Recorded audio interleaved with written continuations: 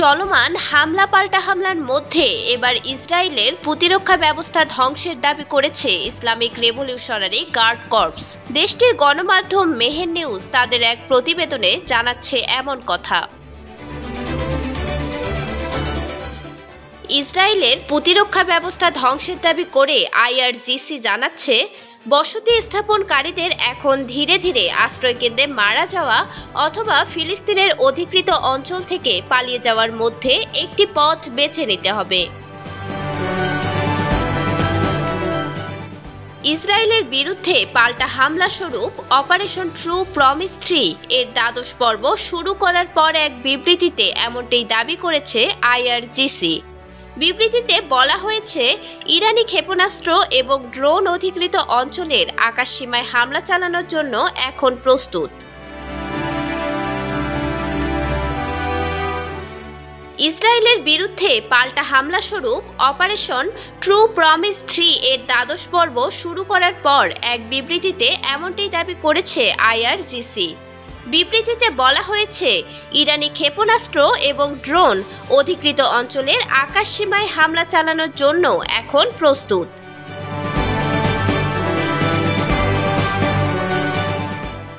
অধিকৃত ফিলিস্তিনে অবৈধ ইসরায়েলি বসতি স্থাপনকারী বাসিন্দাদের হুঁশিয়ারি দিয়ে আইআরজিসি আরও বলেছে, তারা অধিকৃত ফিলিস্তিনে ক্রমাগত ক্ষেপণাস্ত্র হামলা চালানোর জন্য প্রস্তুত।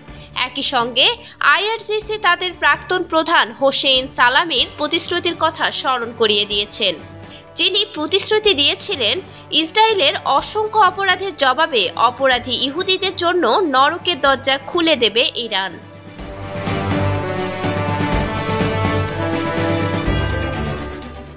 আইআরজিসি হুঁশিয়ারি দিয়ে আরও বলছে, নিশ্চিত থাকুন সাইরেনের শব্দ 1 সেকেন্ডের জন্যও বন্ধ হতে দেওয়া হবে না। ইহুদিবাদীদের এখন আশ্রয়কেন্দ্রে ধীরে ধীরে মৃত্যু অথবা যত তাড়াতাড়ি সম্ভব দখলকৃত অঞ্চল থেকে পালিয়ে যাওয়ার মধ্যে একটি বেছে নিতে হবে। এছাড়াও ইসরায়েলের সামরিক বাহিনীর কমান্ডো সেন্টার, গোয়েন্দা বিভাগের সদর দপ্তর এবং সামরিক বাহিনীর গোয়েন্দা শাখার একটি শিবিরে আঘাত হেরেছে ইরানের ক্ষেপণাস্ত্র। বৃহস্পতিবার এক প্রতিবেদনে এ তথ্য জানিয়েছে ইরানের রাষ্ট্রায়ত্ত সংবাদ মাধ্যম ইরনা।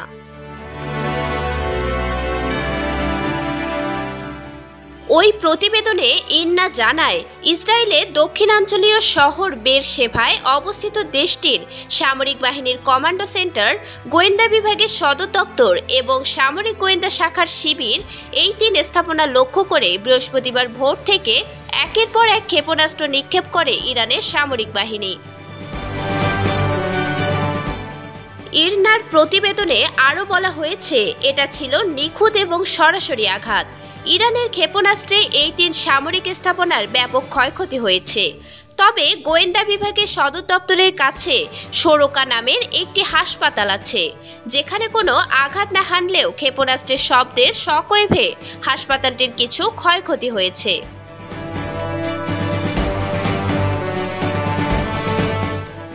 গত 13 জুন তেহরান সহ ইরানের বেশ কয়েকটি শহরে ইসরায়েলি হামলায় ইরানের বেশ কয়েকজন সামরিক কমান্ডার, বিজ্ঞানী এবং বেসামরিক নাগরিক নিহত হয়।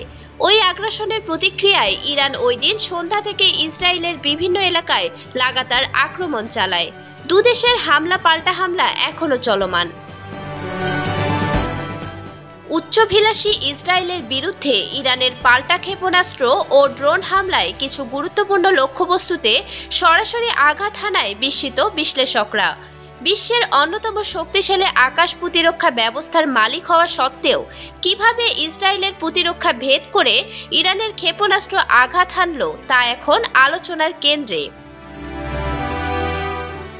মিরাতুন জান্নাত, বিজনেস বাংলাদেশ নিউজ ডেস্ক।